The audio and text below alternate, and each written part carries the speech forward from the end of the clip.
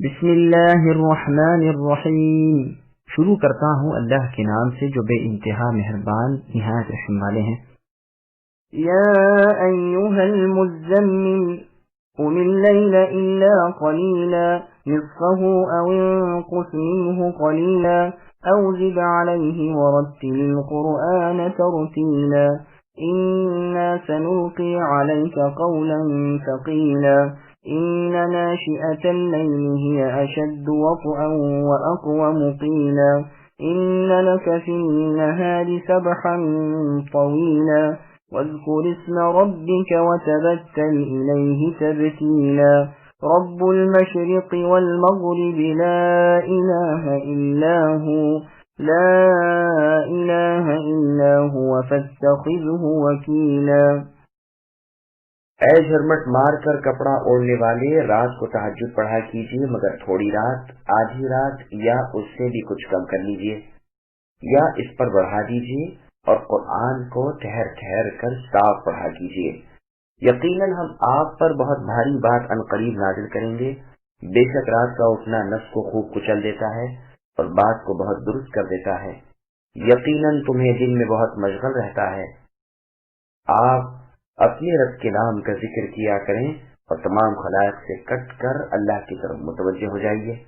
مشرق و مغرب کا پروردگار جس کے سوا کوئی معبود برحق نہیں، آپ انہی کو اپنا کارساز بنا لیجیے۔ سامعین بن آیتوں کی تفسیر سماعت کیجیے۔ پیغمبر محمد مصطفیٰ علیہ الصلوۃ والسلام کو نماز تہجد کا حکم۔ اللہ تعالیٰ اپنے نبی اکرم صلی اللہ علیہ وسلم کو حکم دیتے ہیں کہ راتوں کے وقت کپڑے لپیٹ کر سو رہنے کو چھوڑ دیں اور تہجد کی نماز کے قیام کو اختیار کر لیں، جیسے ایک اور جگہ فرمایا تتجافى جنوبهم عن المضاجع، ان اہل ایمان کی کروٹیں بستروں سے الگ ہوتی ہیں اور اپنے رب کو خوف اور لالچ سے پکارتے ہیں اور ہمارے دیے ہوئے میں سے دیتے رہتے ہیں۔ رسول اکرم صلی اللہ علیہ وسلم پوری عمر اس حکم کی وجہ کرتے رہے۔ تہجد کی نماز صرف آپ پر واجب تھی، یعنی امت پر واجب نہیں ہے، جیسے اور جگہ ہے وَمِنَ اللَّيْلِ فَتَهَجَّدْ بِهِ نَافِلَةً لَكَ إِلَى آخِرِ الْآيَةِ۔ راتوں کو اے نبی تہجد پڑھا کیجیے، یہ حکم نفل کے طور پر صرف آپ کو ہے، آپ کے رب آپ کو مقام محمود میں پہنچانے والے ہیں۔ یہاں اس حکم کے ساتھ ہی مقدار بھی بیان فرما دی کہ آدھی رات یا کچھ کم و بیش۔ مزمل کے معنی سونے والے اور کپڑا لپیٹنے والے کے ہیں۔ اس وقت رسول اللہ صلی اللہ علیہ وسلم اپنی چادر اوڑھے لیٹے ہوئے تھے، اور یہ بھی کہا گیا ہے کہ اے قرآن کے اچھی طرح لینے والے، آپ آدھی رات تک تہجد میں مشغول رہا کریں یا کچھ بڑھا گھٹا دیا کریں، اور قرآن کریم کو آہستہ آہستہ ٹھہر ٹھہر کر پڑھا کرتے کہ خوب سمجھ جاتے۔ اس حکم کے بھی رسول اللہ صلی اللہ علیہ وسلم عامل تھے۔ چنانچہ صحیح مسلم کی حدیث میں ہے، عائشہ رضی اللہ عنہا کا بیان ہے کہ رسول اللہ قرآن کریم کو ترتیل کے ساتھ پڑھتے تھے، جس سے بڑی دیر میں سورت ختم ہوتی تھی، گویا چھوٹی سی سورت بڑی سے بڑی ہو جاتی تھی۔ صحیح بخاری شریف میں ہے کہ انس رضی اللہ عنہ سے رسول اللہ صلی اللہ علیہ وسلم کی قرات کا وصف یعنی اس کی کیفیت پوچھی جاتی ہے تو آپ فرماتے تھے کہ خوب مد کھینچ کر رسول اللہ صلی اللہ علیہ وسلم پڑھا کرتے تھے، پھر بسم اللہ الرحمن الرحیم پڑھ کر سنائی، جس میں لفظ اللہ پر، لفظ رحمان پر، لفظ رحیم پر مد کیا۔ مسند احمد کی ایک حدیث میں ہے کہ قرآن کے قاری سے قیامت کے دن کہا جائے گا کہ پڑھتا جا اور چڑھتا جا اور ترتیب یعنی ٹھہر ٹھہر کر پڑھ، جیسے دنیا میں ترتیب سے پڑھا کرتا تھا، تیرا درجہ وہ ہے جہاں تیری آخری آیت ختم ہو۔ یہ حدیث ابو داؤد و ترمذی اور نسائی میں بھی ہے، اور امام ترمذی اسے حسن صحیح کہتے ہیں۔ ہم نے اس تفسیر کے شروع میں وہ احادیث وارد کر دی ہیں جو ترتیل کے مستحب ہونے اور اچھی آواز سے قرآن پڑھنے پر دلالت کرتی ہیں، جیسے وہ حدیث جس میں ہے کہ قرآن کو اپنی آوازوں سے مزین کرو۔ اس حدیث کو امام ابو داؤد اور نسائی وغیرہ نے نکالا ہے۔ نیز صحیح بخاری اور ابو داؤد وغیرہ کی حدیث میں ہے کہ وہ شخص ہم میں سے نہیں یعنی مسلمان نہیں جو خوش آوازی سے قرآن نہ پڑھے۔ اور صحیح بخاری میں ابو موسیٰ الاشعری رضی اللہ عنہ کی نسبت رسول اللہ کا یہ فرمانا کہ اسے آل داؤد کی خوش آوازی عطا کی گئی ہے۔ اور عبداللہ بن مسعود رضی اللہ عنہ کا یہ فرمان کہ ریت کی طرح قرآن کو نہ پھیلاؤ اور شعروں کی طرح قرآن کو بے تہذیبی سے نہ پڑھو، اس کے عجائب پر غور کرو اور دلوں میں اثر لیتے جاؤ اور اس کے پیچھے نہ پڑ جاؤ کہ جلد صورت ختم ہو۔ بخاری اور مسلم کی حدیث میں ہے کہ ایک شخص نے آ کر ابن مسعود رضی اللہ عنہ سے کہا کہ میں نے مفصل کی تمام صورتیں آج کی رات ایک ہی رکعت میں پڑھ ڈالی۔ آپ نے فرمایا کہ پھر تو نے شعروں کی طرح جلدی جلدی پڑھا ہوگا۔ مجھے وہ برابر کی صورتیں خوب یاد ہیں جنہیں رسول اللہ صلی اللہ علیہ وسلم ملا کر پڑھا کرتے تھے۔ پھر مفصل صورتوں میں سے 20 صورتوں کے نام لیے کہ ان میں سے 2 صورتیں رسول اللہ ایک ایک رکعت میں پڑھا کرتے تھے۔ پھر اللہ تعالیٰ فرماتے ہیں کہ ہم آپ پر اے نبی عنقریب بھاری بوجھل بات اتاریں گے، یعنی عمل میں ثقیل ہوگی اور اترتے وقت بوجہ اپنی عظمت کے گراں قدر ہوگی۔ زید بن ثابت رضی اللہ عنہ فرماتے ہیں کہ ایک مرتبہ رسول اللہ صلی اللہ علیہ وسلم پر وحی اتری، اس وقت آپ کا گھٹنا میرے گھٹنے پر تھا۔ وحی کا اتنا بوجھ پڑا کہ میں تو ڈرنے لگا کہ میری ران کہیں ٹوٹ نہ جائے۔ یہ روایت بخاری میں ہے۔ صحیح بخاری کے شروع میں ہے کہ حارث ابن ہشام رضی اللہ عنہ پوچھتے ہیں، اے اللہ کے رسول، آپ کے پاس وحی کس طرح آتی ہے؟ آپ نے فرمایا کبھی تو گھنٹی کی آواز کی طرح ہوتی ہے جو مجھ پر بہت بھاری پڑتی ہے، اور جب وہ گنگناہٹ کی آواز ختم ہو جاتی ہے تو اس دوران میں جو کچھ کہا گیا تھا وہ مجھے خوب محفوظ ہو جاتا ہے، اور کبھی فرشتہ انسانی صورت میں میرے پاس آتا ہے اور مجھ سے کلام کرتا ہے اور میں یاد کر لیتا ہوں۔ عائشہ رضی اللہ عنہ فرماتی ہیں کہ میں نے دیکھا ہے کہ سخت جاڑے والے دن میں بھی جب آپ پر وحی اتر چکی ہوتی تو آپ کی پیشانی مبارک سے پسینے کے قطرے ٹپکنے لگتے۔ مسند احمد میں ہے کہ کبھی اونٹنی پر رسول اللہ سوار ہوتے اور اسی حالت میں وحی آتی تو اونٹنی جھک جاتی۔ ابن جریر میں بھی یہ ہے کہ پھر جب تک وحی ختم نہ ہو لیتی اونٹنی سے قدم نہ اٹھایا جاتا اور نہ اس کی گردن اونچی ہوتی۔ مطلب یہ ہے کہ خود وحی کا اترنا بھی اہم اور بوجھل تھا، کہ احکام کا بجا لانا اور ان کا عامل ہونا بھی ایسا ہی تھا۔ یہی قول امام ابن جریر رحمۃ اللہ علیہ کا ہے۔ عبد الرحمن رحمۃ اللہ علیہ سے منقول ہے کہ جس طرح دنیا میں یہ ثقیل کام ہے اسی طرح آخرت میں اجر بھی بھاری ملے گا۔ پھر آگے اللہ فرماتے ہیں کہ رات کا اٹھنا نفس کو زیر کرنے کے لیے اور زبان کو درست کرنے کے لیے ایک سیر ہے۔ نشأ کے معنی حبشی زبان میں قیام کرنے کے ہیں۔ رات بھر میں جب اٹھے اسے ناشئۃ اللیل کہتے ہیں۔ تہجد پڑھنے کے فوائد۔ تہجد کی نماز کی خوبی یہ ہے کہ دل اور زبان ایک ہو جاتا ہے، اور تلاوت کے جو الفاظ زبان سے نکلتے ہیں دل میں گڑ جاتے ہیں، اور بنسبت دل کے رات کی تنہائی میں معنی مطلب خوب ذہن نشین ہو جاتا ہے، کیونکہ دل بھیڑ بھاڑ کا، شور و غل کا، کمائی دھندے کا وقت ہوتا ہے۔ انس رضی اللہ عنہ نے اقوم قیلن کو اقوم قیلن پڑھا تو لوگوں نے کہا ہم تو اقوم پڑھتے ہیں۔ آپ نے فرمایا اقوم احیأ، اور ان جیسے سب الفاظ ہم مانا ہیں۔ پھر فرماتے ہیں دل میں آپ کو بہت فراغت ہے، نیند کر سکتے ہیں، سو اور بیٹھ سکتے ہیں، راحت حاصل کر سکتے ہیں، نوافل بکثرت ادا کر سکتے ہیں، اپنے دنیاوی کام کاج پورے کر سکتے ہیں۔ پھر رات کو آخرت کے کام کے لیے خاص کر لیجیے۔ اس بنا پر یہ حکم اس وقت تھا جب رات کی نماز فرض تھی۔ پھر اللہ تبارک و تعالیٰ نے اپنے بندوں پر احسان کیا اور بطور تخفیف کے اس میں کمی کر دی اور فرمایا تھوڑی سی رات قیام کرو۔ اس فرمان کے بعد عبد الرحمن ابن زید ابن اسلم رحمۃ اللہ علیہ نے ان ربک سے فقرؤوا ما تیسر منہ تک پڑھا اور آیت ومن اللیل کی بھی تلاوت کی۔ آپ کا یہ قول ہے بھی ٹھیک۔ مسند احمد میں ہے کہ سعید ابن ہشام رحمۃ اللہ علیہ نے اپنی بیوی کو طلاق دے دی اور مدینے کی طرف چلے تاکہ وہاں کے اپنے مکانات بیچ ڈالیں اور ان کی قیمت سے ہتھیار وغیرہ خرید کر جہاد میں جائیں اور رومیوں سے لڑتے رہیں، یہاں تک کہ یا تو روم فتح ہو یا شہادت نصیب ہو۔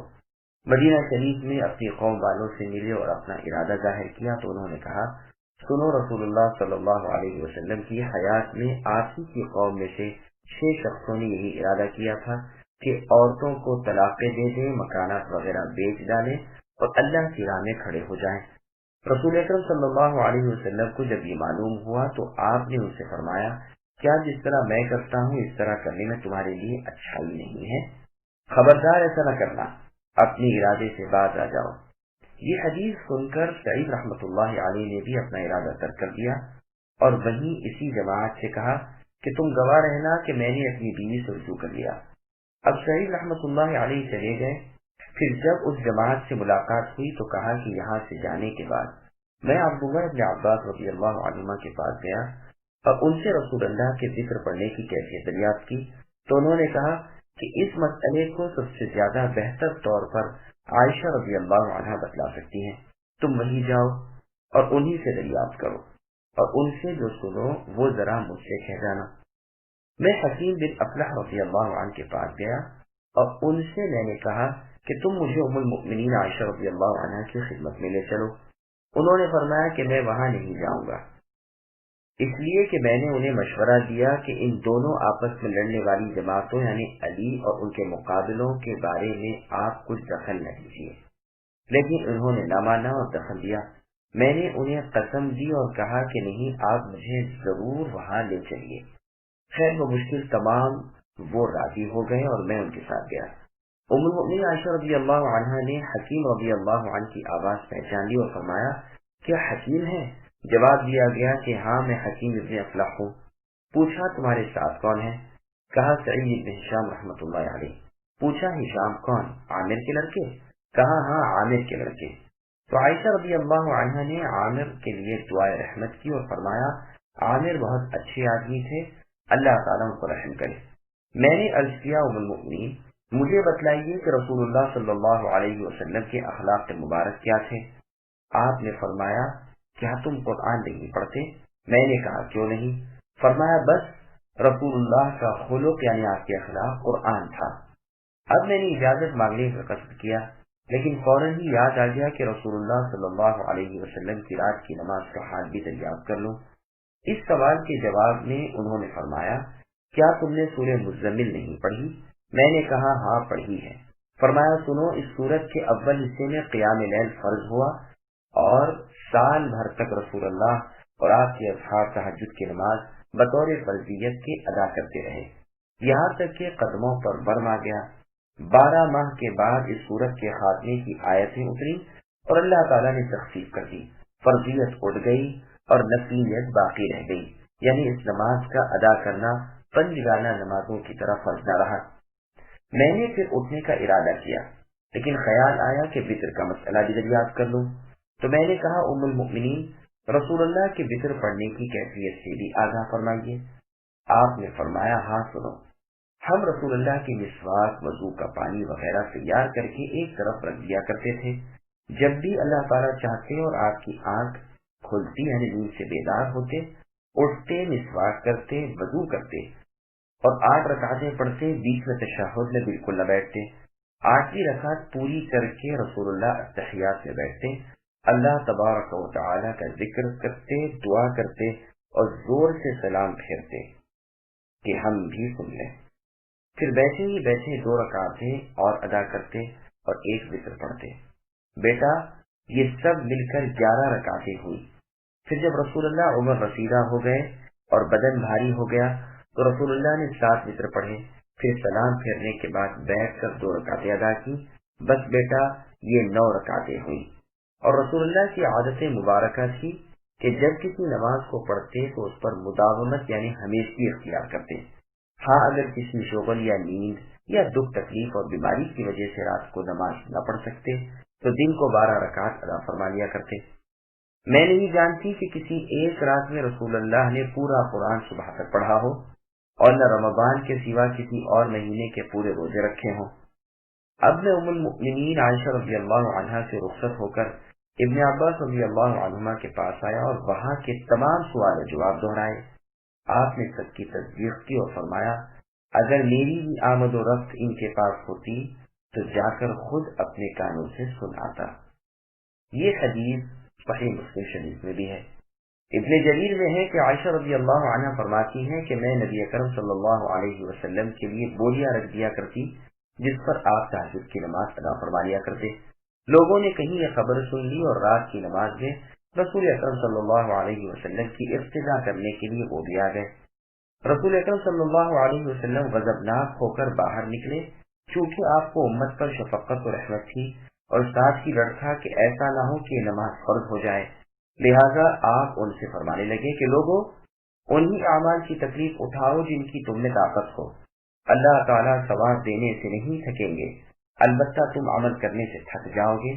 سب سے بہتر عمل وہ ہے جس پر مداومت ہو سکے، یعنی ہمیشگی، اور انسان اس سے نہیں بھاگ سکے۔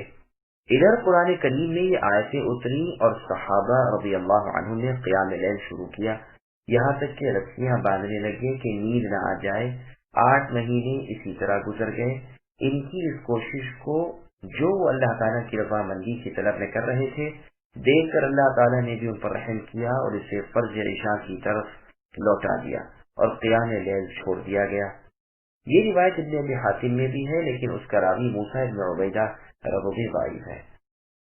اصل حدیث بغیر سورہ مزمل کے نازل ہونے کے ذکر کے صحیح مسلم میں بھی ہے، اور اس حدیث کے الفاظ کی روانی سے تو یہ پایا جاتا ہے کہ یہ سورہ مدینے میں نازل ہوئی، حالانکہ دراصل یہ سورت مکہ مکرمہ میں اتری ہے۔ اسی طرح اس روایت میں ہے کہ 8 مہینے کے بعد اس کی آخری آیتیں نازل ہوئیں۔ یہ قول بھی عجیب و غریب ہے۔ صحیح قول وہ ہے جو بحوالہ مسند پہلے گزر چکا کہ سال بھر کے بعد آخری آیتیں نازل ہوئیں۔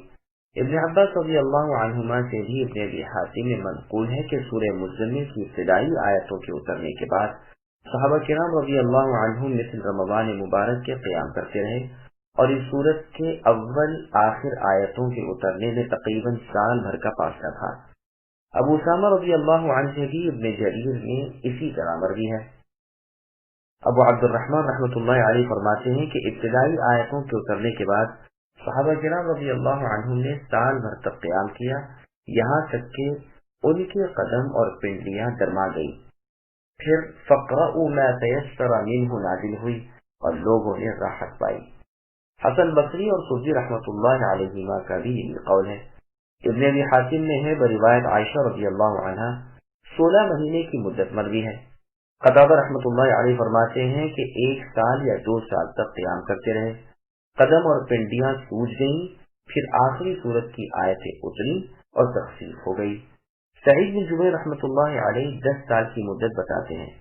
ابن عباس رضی اللہ عنہما فرماتے ہیں کہ پہلی آیت کے حکم کے مطابق ایمانداروں نے قیام لیل یعنی تہجد شروع کی، لیکن بڑی مشقت پڑتی تھی۔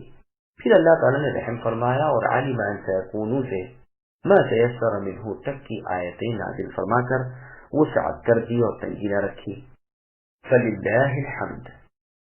پھر آگے اللہ فرماتے ہیں کہ اے نبی اپنے رب کے نام کا ذکر کرتے رہیے اور اللہ کی عبادت کے لیے فارغ ہو جائیے، یعنی امور دنیا سے فارغ ہو کر جل جمعی اور اطمینان کے ساتھ بکثرت اللہ کا ذکر کیجیے، اللہ کی طرف مائل اور سراسر راغب ہو جائیے، جیسے اور جگہ اللہ نے فرمایا فَإِذَا فَرَغْتَ فَانصَبْ، یعنی اے نبی جب اپنے شغل سے آپ فارغ ہوں تو ہماری عبادت محنت سے بجا لائیے۔ اخلاص، فارغ البالی، کوشش، محنت، دل لگی اور یکسوئی سے اللہ تعالیٰ کی طرف جھک جائیے۔ سنن ترمذی وغیرہ کی حدیث میں ہے کہ رسول اللہ نے تبتل سے منع فرمایا، یعنی بال بچے اور دنیا کو چھوڑ دینے سے۔ یہاں مطلب یہ ہے کہ علائق دنیاوی سے کٹ کر اللہ تعالیٰ کی عبادت میں توجہ اور انہماک کا وقت بھی ضرور نکالا کرو۔ اللہ مالک ہیں، متصرف ہیں، مشرق مغرب سب اللہ ہی کے قبضے میں ہیں، اللہ کے سوا عبادت کے لائق کوئی نہیں۔ تو جس طرح صرف اللہ ہی کی عبادت کرتے رہیے، اسی طرح صرف اللہ ہی پر بھروسہ بھی رکھیے، جیسے اور آیت میں اللہ نے فرمایا فَاعْبُدْهُ وَتَوَكَّلْ عَلَيْهِ، اے نبی اللہ ہی کی عبادت کیجیے اور اللہ ہی پر بھروسہ رکھیے۔ یہی مضمون إِيَّاكَ نَعْبُدُ وَإِيَّاكَ نَسْتَعِينُ میں بھی ہے۔ اس معنی کی اور بھی بہت سی آیتیں ہیں کہ عبادت، اطاعت، توکل اور بھروسے کے لائق ایک اللہ ہی کی پاک ذات ہے۔ واصبر على ما يقولون واهجرهم هجرا جميلا وذرني والمكذبين أولي النعمة ومهلهم قليلا إن لدينا أنكالا وجحيما وطعاما ذا غصة وعذابا أليما يوم ترجف الأرض والجبال وكانت الجبال كثيبا مهيلا إنا أرسلنا إليكم رسولا شاهدا عليكم كما أرسلنا إلى فرعون رسولا فعصى فرعون الرسول فأخذناه أخذا وبيلا فكيف تتقون إن كفرتم يوما يجعل الولدان شيبا السماء منفطر به كان وعده مفعولا۔ اور اے نبی جو کچھ وہ یعنی کفار و مشرکین کہیں آپ سہاریے اور انہیں اچھی طرح چھوڑے رکھیے، اور مجھے اور جھٹلانے والے آسودہ حال لوگوں کو چھوڑ دیجیے اور انہیں ذرا سی مہلت دیجیے۔ یقیناً ہمارے ہاں سخت بیڑیاں ہیں اور سلگتی ہوئی جہنم ہے، اور حلق میں اٹکنے والا کھانا ہے اور درد دینے والا عذاب ہے۔ جس دن زمین اور پہاڑ تھر تھرا جائیں گے اور پہاڑ مثل بھربری ریت کے ٹیلوں کے ہو جائیں گے۔ ہم نے تو تمہاری طرف بھی تم پر گواہی دینے والا رسول بھیج دیا، جیسے کہ ہم نے فرعون کے پاس رسول بھیجا تھا۔ فرعون نے اس رسول کی نافرمانی کی جس کی بنا پر ہم نے اسے سخت وبال کی پکڑ میں لیا۔ تم اگر کافر رہے تو اس دن کیسے پناہ پاؤ گے جو دن بچوں کو بوڑھا کر دے گا، جس دن آسمان پھٹ جائے گا۔ اللہ تعالیٰ کا یہ وعدہ ہو کر ہی رہنے والا ہے۔ سامعین، اب ان آیتوں کی تفصیل سماعت کیجیے۔ منکروں کے لیے عذاب۔ اللہ تبارک و تعالی اپنے نبی کو کفار کی تان آمیز باتوں پر صبر کرنے کی ہدایت کرتے ہیں اور فرماتے ہیں کہ انہیں ان کے حال پر بغیر ڈانٹ ٹپٹ کے ہی چھوڑ دیجیے، میں خود ان سے نمٹ لوں گا۔ میرے غضب اور غصے کے وقت دیکھ لوں گا کہ کیسے یہ لوگ نجات پاتے ہیں۔ ہاں، ان کے مالدار خوشحال لوگوں کو جو بے فکرے ہیں اور تمہیں نبی ستانے کے لیے باتیں بنا رہے ہیں، جن پر دوہرے حقوق ہیں، مال کے اور جان کے، اور یہ ان میں سے ایک بھی ادا نہیں کرتے، تو ان سے بے تعلق ہو جائیے، پھر دیکھیے کہ میں ان کے ساتھ کیا کرتا ہوں۔ تھوڑی دیر دنیا میں تو چاہے یہ فائدہ اٹھا لیں، مگر انجام کار عذابوں میں پھنسیں گے، اور عذاب بھی کون سے؟ سخت قید و بند کے اور بدترین بھڑکتی ہوئی نہ بجھنے والی اور نہ کم ہونے والی آگ کے، اور اس کھانے کے جو حلق میں جا کر اٹک جائے گا، نہ نگل سکیں گے نہ اگل سکیں گے، اور بھی طرح طرح کے المناک عذاب ہوں گے۔ پھر وہ وقت بھی وہ ہوگا جب زمینوں میں اور پہاڑوں پر زلزلہ پڑا ہوا ہوگا، اور سخت اور بڑی چٹانوں والے پہاڑ آپس میں ٹکرا ٹکرا کر چور چور ہو گئے ہوں گے، جیسے بھربھری ریت کے بکھرے ہوئے ذرے ہوں جنہیں ہوا ادھر سے ادھر لے جائے گی اور نام و نشان تک مٹا دے گی، اور زمین ایک چٹیل صاف میدان کی طرح رہ جائے گی جس میں کہیں اونچ نیچ نظر نہ آئے گی۔ کفار کی گرفت۔ پھر آگے اللہ فرماتے ہیں کہ اے لوگوں، اور خصوصاً اے کافروں، ہم نے تم پر گواہی دینے والا اپنا صادق رسول محمد مصطفیٰ صلی اللہ علیہ وسلم تم نے بھیج دیا ہے، جیسا کہ فرعون کے پاس ہم نے اپنے احکام کے پہنچا دینے کے لیے اپنے ایک رسول یعنی موسیٰ و عیسیٰ علیہ السلام کو بھیجا تھا۔ فرعون نے جب اس رسول کی نافرمانی کی تو تم جانتے ہو ہم نے اسے بری طرح برباد کیا اور سختی سے پکڑ لیا۔ اسی طرح یاد رکھو، اگر اس نبی کی تم نے بھی نہ مانی تو تمہاری بھی خیر نہیں، عذاب الہی تم پر بھی اتر آئیں گے اور تہس نہس کر دیے جاؤ گے۔ کیونکہ رسول رسولوں کے سردار ہیں، ان کے جھٹلانے کا وبال بھی اور وبالوں سے بڑا ہے۔ اس کے بعد کی آیت کے دو معنی ہیں۔ ایک تو یہ کہ اگر تم نے کفر کیا تو بتاؤ تو صحیح کہ اس دن کے عذابوں سے کیسے نجات حاصل کرو گے، جس دن کی ہیبت، خوف اور ڈر بچوں کو بوڑھا کر دے گا۔ اور دوسرے معنی یہ کہ اگر تم نے اتنے بڑے ہولناک دن کا بھی کفر کیا اور اس کے بھی منکر رہے تو تمہیں تقوی اور اللہ تعالیٰ کا ڈر کیسے حاصل ہوگا۔ وہ یہ دونوں معنی نہایت عمدہ ہیں، لیکن اول معنی اولا ہے۔ واللہ اعلم۔ طبرانی میں ہے کہ رسول مقبول صلی اللہ علیہ وسلم نے اس آیت کی تلاوت کی اور فرمایا، یہ قیامت کا دن ہے جس دن اللہ تعالیٰ آدم علیہ السلام سے فرمائیں گے اٹھو اور اپنی اولاد میں سے جہنم والوں کو الگ کرو۔ وہ پوچھیں گے اللہ تعالیٰ کتنی تعداد میں سے کتنے؟ حکم ہوگا کہ ہر 1000 میں سے 999۔ یہ سنتے ہی مسلمانوں کے تو ہوش اڑ گئے اور گھبرا گئے۔ رسول اللہ بھی ان کے چہرے دیکھ کر سمجھ گئے اور بطور تشفی کے فرمایا، سنو، بنو آدم بہت سے ہیں، یعنی آدم علیہ السلام کی اولاد، یاجوج و ماجوج بھی اولاد آدم میں سے ہیں، جن میں سے ایک ایک اپنے پیچھے خاص اپنی سلبی اولاد 1,000 چھوڑ کر جاتا ہے، پس ان میں اور ان جیسوں میں مل کر جہنم والوں کی ابتدا ہو جائے گی، اور جنت تمہارے لیے اور تم جنت کے لیے ہو جاؤ گے۔ یہ حدیث غریب ہے اور سورہ حج کی تفسیر کے شروع میں اس جیسی احادیث کا تذکرہ گزر چکا ہے۔ اس دن کی ہیبت اور دہشت کے مارے آسمان بھی پھٹ جائے گا۔ بعضوں نے زمین کا مرجع اللہ تعالیٰ کی طرف کیا ہے، لیکن یہ کبھی نہیں، اس لیے کہ یہاں ذکر ہی نہیں۔ اس دن کا وعدہ یقیناً سچ ہے اور ہو کر ہی رہے گا، اس دن کے آنے میں کوئی شک نہیں۔ إن هذه تذكرة فمن شاء اتخذ إلى ربه سبيلا إن ربك يعلم أنك تقوم أدنى من ثلثي الليل ونصفه وثلثه وطائفة من الذين معك والله يقدر الليل والنهار علم أن لن تحصوه فتاب عليكم فاقرؤوا ما تيسر من القرآن علم أن سيكون منكم مرضى وآخرون يضربون في الأرض يبتغون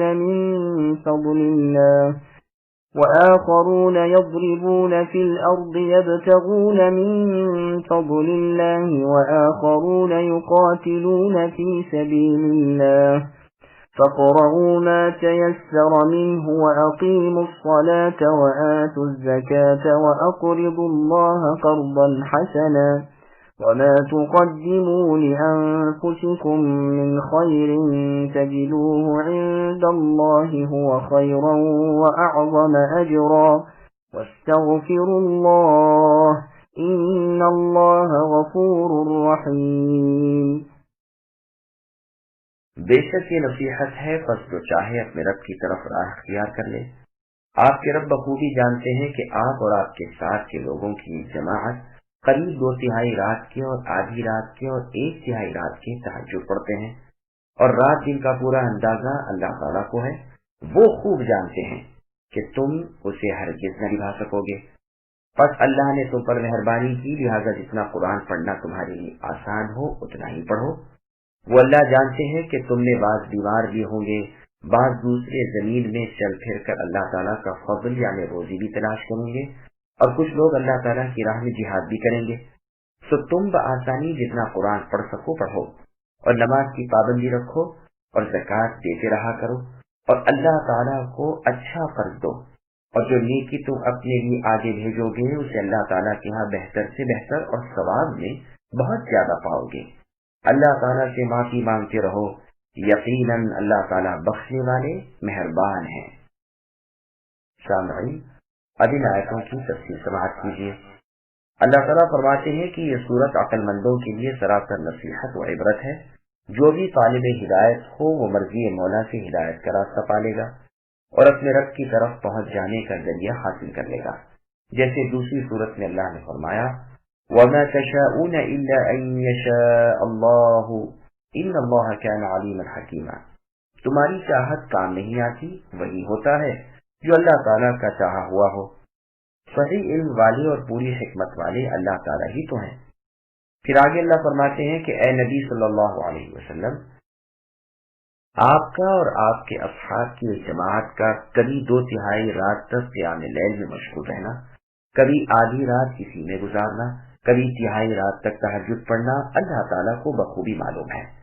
گو تمہارا مقصد ٹھیک اس وقت کو پورا کرنا نہیں ہوتا، اور ہے بھی وہ مشکل کام، کیونکہ رات دن کا صحیح اندازہ اللہ ہی کو ہے۔ کبھی دونوں برابر ہوتے ہیں، کبھی رات چھوٹی دن بڑا، کبھی دن چھوٹا رات بڑی۔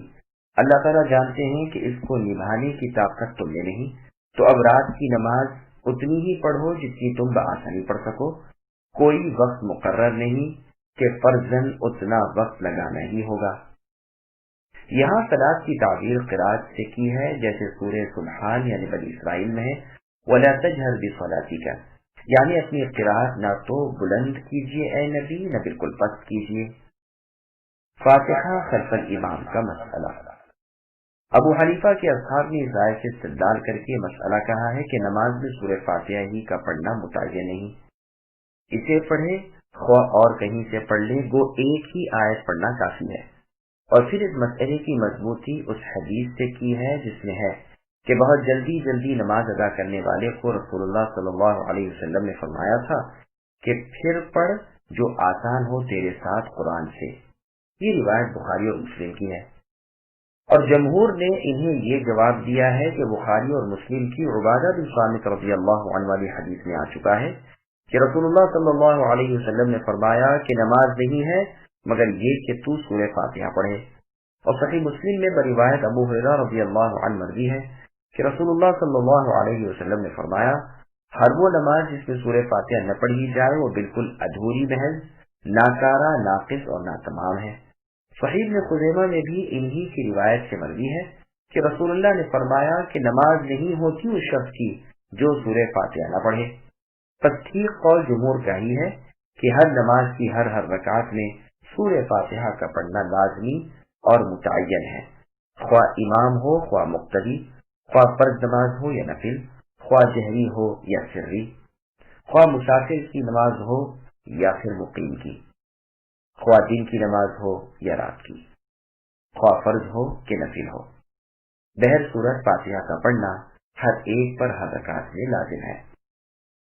پھر آگے اللہ فرماتے ہیں کہ اللہ تعالیٰ کو معلوم ہے کہ اس امت میں عذر والے لوگ بھی ہیں جو قیام لیل کے ترک پر معذور ہیں، مثلا بیمار کے جنہیں اس کی طاقت نہیں، مسافر کے روزی کی تلاش میں ادھر ادھر جا آ رہے ہیں، مجاہد جو اہم تر شغل میں مشغول ہیں۔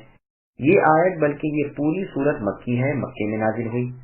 اس وقت جہاد نہیں تھا بلکہ مسلمان نہایت پست حالت میں تھے۔ پھر غیب کی یہ خبر دینا اور اسی طرح ظہور میں بھی آنا کہ مسلمانوں کو جہاد میں پوری مشغولی ہوئی، یہ نبوت کی اعلیٰ اور بہترین دلیل ہے، یعنی نبی صلی اللہ علیہ وسلم کے نبی برحق ہونے کی دلیل۔ تو ان عذروں کے بعد تمہیں رخصت دی جاتی ہے کہ جتنا قیام تم سے بآسانی کیا جا سکے کر لیا کرو۔ ابو رجا محمد نے حسن رحمۃ اللہ علیہ سے پوچھا، اے ابو سعید، اس شخص کے بارے میں آپ کیا فرماتے ہیں جو پورے قرآن کا حافظ ہے لیکن تہجد نہیں پڑھتا، صرف نماز فرض پڑھتا ہے؟ آپ نے فرمایا اس نے قرآن کو تکیہ بنا لیا، اس پر اللہ تعالیٰ کی لعنت ہو۔ اللہ تعالیٰ نے اپنے نیک غلام کے لیے فرمایا کہ وہ ہمارے علم کو جاننے والے تھے، اور فرمایا تم وہ سکھائے گئے ہو جسے نہ تم جانتے تھے نہ تمہارے باپ دادا۔ میں نے کہا ابو سعید، اللہ تعالیٰ تو فرماتے ہیں کہ جو قرآن آسانی سے تم پڑھ سکو پڑھو۔ فرمایا ہاں ٹھیک تو ہے، 5 آیتیں ہی پڑھ لو۔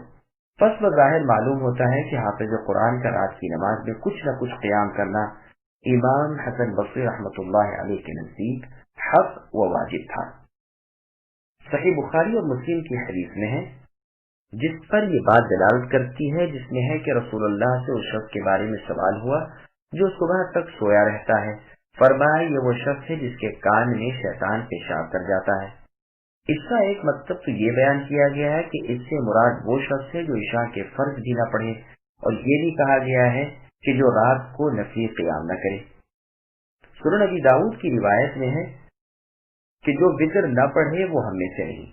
حسن بصری رحمۃ اللہ علیہ کے قول سے بھی زیادہ غریب قول ابو بکر ابن عبد العزیز الحنبلی کا ہے، جو کہتے ہیں رمضان کے مہینے کا قیام فرض ہے، واللہ اعلم۔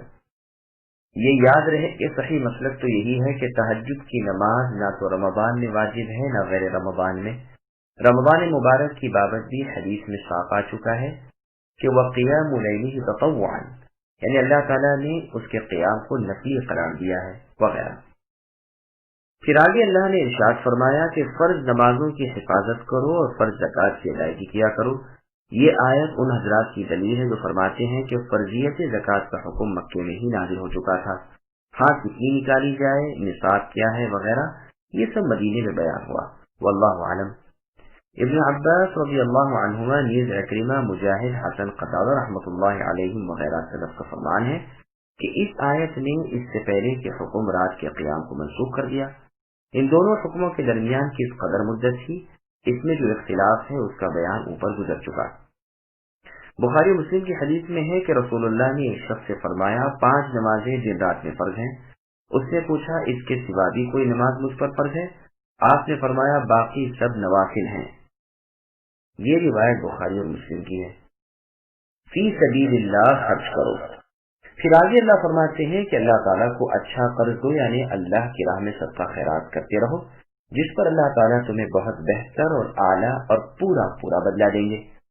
جیسے اور جگہ ہے، ایسا کون ہے جو اللہ تعالیٰ کو قرض حسنہ دے اور اللہ تعالیٰ اسے بہت کچھ بڑھائے چڑھائے۔ تم جو بھی نیکیاں کر کے بھیجو گے وہ تمہارے لیے اس چیز سے جسے تم پیچھے چھوڑ کر جاؤ گے بہت ہی بہتر اور اجر و ثواب میں بہت ہی زیادہ ہے۔ ابو اعلیٰ موصلی کی روایت میں ہے کہ رسول اللہ صلی اللہ علیہ وسلم نے اپنے اصحاب سے ایک مرتبہ پوچھا تم میں سے کون ہے جسے اپنے وارث کا مال اپنے مال سے زیادہ محبوب ہے؟ انہوں نے کہا اللہ کے رسول ہم میں سے تو ایک بھی ایسا نہیں۔ آپ نے فرمایا اور سوچ لو۔ انہوں نے کہا اللہ کے رسول یہی بات ہے۔ فرمایا سنو، تمہارا مال وہ ہے جسے تم اللہ کی راہ میں دے کر اپنے لیے آگے بھیج دو، اور جب چھوڑ جاؤ گے وہ تمہارا مال نہیں، وہ تو تمہارے وارثوں کا مال ہے۔ یہ حدیث بخاری اور مسند احمد میں بھی ہے، نیز نسائی میں بھی یہ مروی ہے۔ پھر اللہ نے آگے فرمایا کہ ذکر الہی بکثرت نبی کیا کیجیے اور اپنے تمام کاموں میں استغفار کیا کریں۔ جو استغفار کرے وہ مغفرت حاصل کر لیتا ہے، کیونکہ اللہ تعالیٰ مغفرت کرنے والے اور مہربانیوں والے ہیں۔ سامعین الحمدللہ، سورۃ المزمل کی تفسیر مکمل ہوئی۔